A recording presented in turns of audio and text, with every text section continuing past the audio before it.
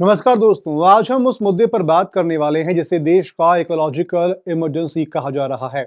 अरावली पर्वतमाला दुनिया की सबसे पुरानी पर्वत श्रृंखलाओं में से एक है, जो करोड़ों सालों से थार मरुस्थल की धूल भरी आंधी को राजस्थान के अन्य हिस्से सहित दिल्ली और उत्तर भारत तक पहुंचने से रोकती रही है। लेकिन आज यही रक्षक खुद खतरे में है। पहाड़ियों की नई परिभाषा ने एक नई बहस छेड़ दी है। आखिर क्या है अरावली के इन पत्थरों में, जिसके पीछे खनन माफिया से लेकर बड़ी बड़ी कंपनियां हाथ धोकर पड़ी हैं। चलिए अरावली के सीने में दबे खनिजों के खजाने की एक एक करके परत खोलते हैं।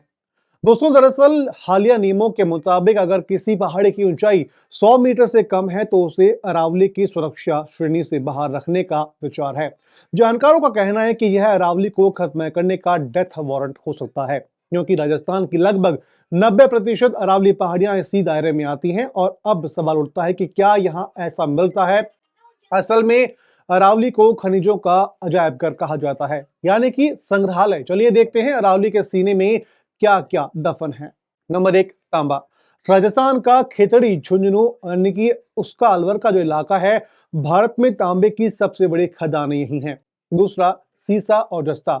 उदयपुर की जावर माइंस आपको जानकर हैरानी होगी कि भारत में जस्ता का उत्पादन केवल अरावली के इसी क्षेत्र में होता है। नंबर तीन, संगमरमर यानी कि मार्बल। नागौर का मकराना इसी पत्थर से ताजमहल बना है और इसके अलावा राजसमंद और उदयपुर में भी बेहतरीन मार्बल मिलता है। चौथा, कीमती पत्थर यानी कि जेमस्टोन। टोंक और अजमेर के इलाकों में पन्ना, इमरल्ड और गार्नेट जैसे रत्न मिलते हैं। पांचवा, सीमेंट का आधार।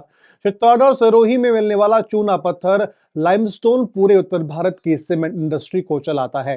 दोस्तों, अरावली सिर्फ राजस्थान से सीमित नहीं है।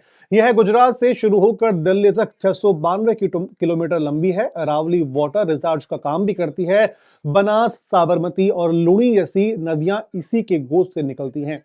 अगर ये पहाड़ियां गायब हुई तो दिल्ली, जयपुर और गुरुग्राम जैसे शहरों का वाटर लेवल पाताल में चला जाएगा।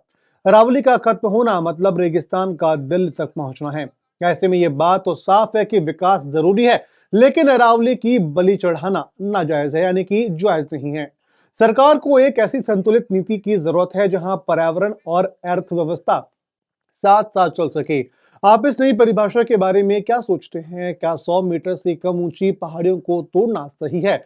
कमेंट में अपनी राय जरूर लिखें। नमस्कार।